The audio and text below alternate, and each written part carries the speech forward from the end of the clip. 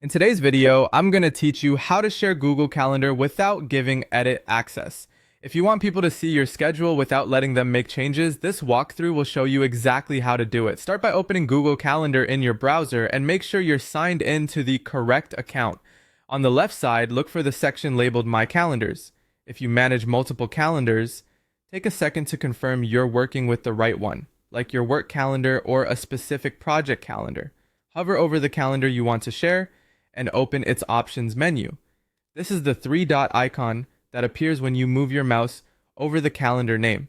From that menu, choose Settings and Sharing. This takes you to all the controls for that specific calendar, and it's where you'll decide who can see it and what they can do. On the Settings page, scroll to the section called Shared With or Share With Specific People and Groups. This is where you'll add the people you want to give access to. Click Add People and Groups, then type the email addresses of the individuals or groups who should be able to view your calendar. You can add one person, a handful, or a whole group if your organization uses group addresses. After adding them, set their permission to viewer-only access.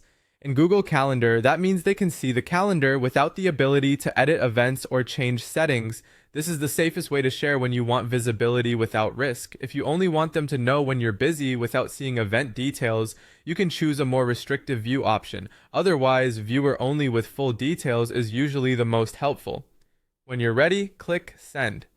Google will notify the people you've added, and they'll be able to open your calendar and see it alongside their own. They won't be able to create, edit, or delete events, and they can't change sharing settings.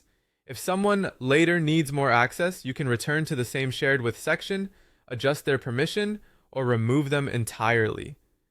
A quick tip before we wrap up. If you ever notice unexpected changes to your calendar, revisit the sharing settings to confirm everyone is set to viewer only, not make changes. Also, unless you've intentionally made your calendar public, sharing it with specific people keeps it private to just those addresses. That's it. You've shared your Google Calendar without giving edit access, keeping your schedule visible and secure.